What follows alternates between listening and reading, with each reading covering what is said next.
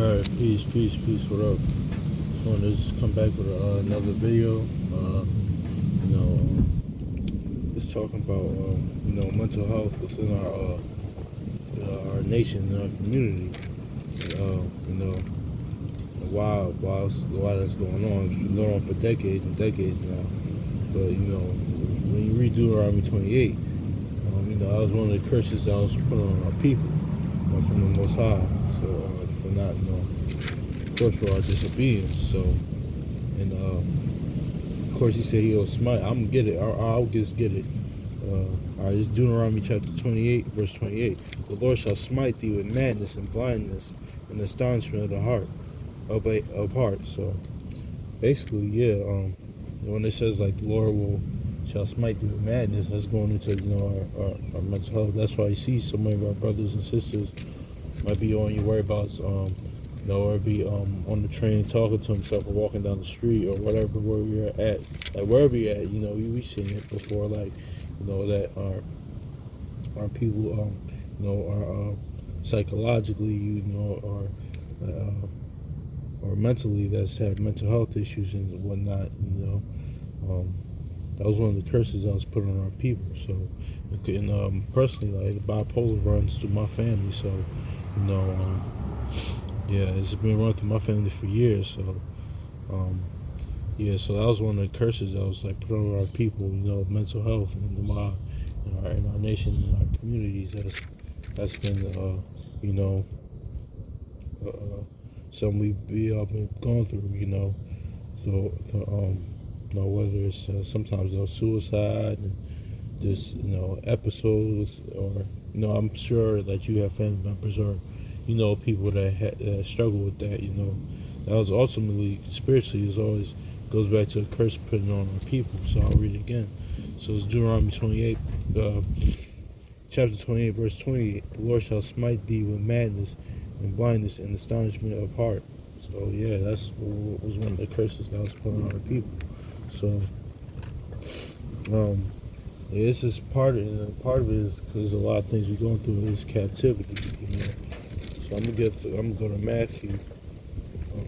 Us being in this captivity, what we go through. And, I'm going to Matthew chapter 6, verse 34. I think we all guilty of it. I'm still guilty of this. One of my favorite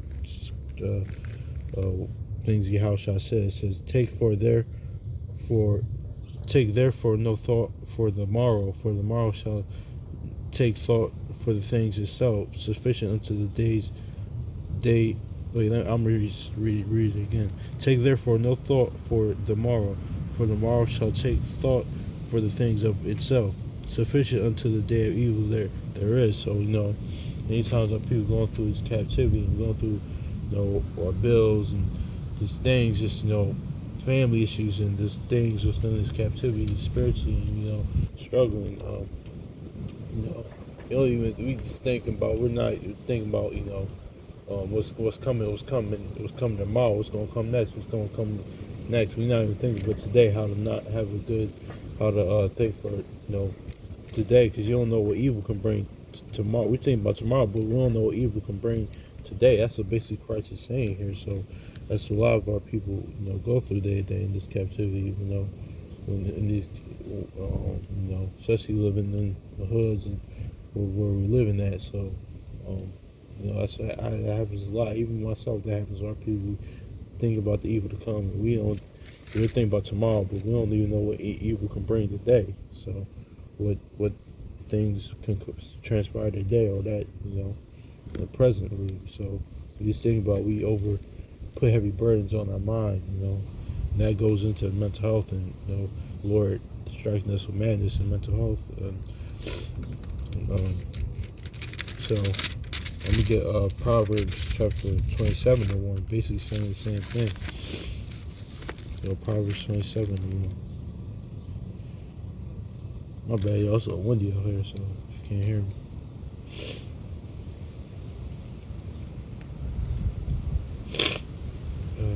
So it says, Proverbs chapter 27 1. Boast not thyself of tomorrow, for thou not knowest what a day may bring forth. So that's like what I just said. Like, well, even quoting Matthew 6:24, like 34. So it says, don't even think about tomorrow because you don't know what today might bring, what even today might bring, what is going on, and all that plays into our mental health and us going through what we go through, and being stressed out, and um, goes to our mental health, and especially within our nation, our people struggle with that.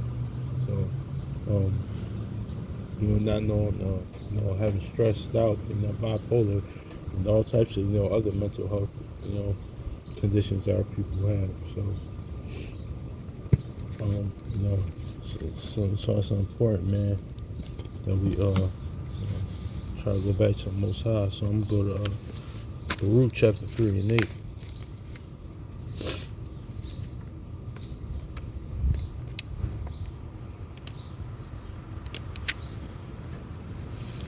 So Baruch chapter 3 and 8 says, "Behold, we are yet this day in our captivity, where thou hast scattered us for a reproach and a curse, and to be subject to payments according to all the iniquities of our fathers, which had departed from the Lord our God." So see, we still playing, for our forefathers, for them turning away from their iniquities and turning away from the Most High. All that heavy burdens and, like you said, subject to payments, this and that, and families being apart and broken homes and stuff like that. Those are part of curses, and that kind of ties into like Deuteronomy 28:28. The Most High scared, smiting some madness and mental health, and us having that put upon us. So I was going to that because a lot of people talking about now, but mental health now it's been a thing that people been talking about even for the past couple of years. But I just want to go back to the source, which is spiritually. So because the Lord said He might be mad, so that's why you see most of our people having talking to themselves or having episodes or drugs and whatnot. So that's why I really want to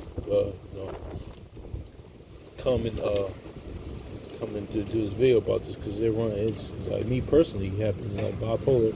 It's on deep, it runs deep in my family. So and I see a lot of things because of that. So I'm pretty sure that y'all watching, seeing a lot of things about the whole with our nation, with our people, growing up. So I just wanted to say that it all comes back full circle spiritually. So it goes back to the curses that the Most High put on us. Anyway, that's really it. So peace.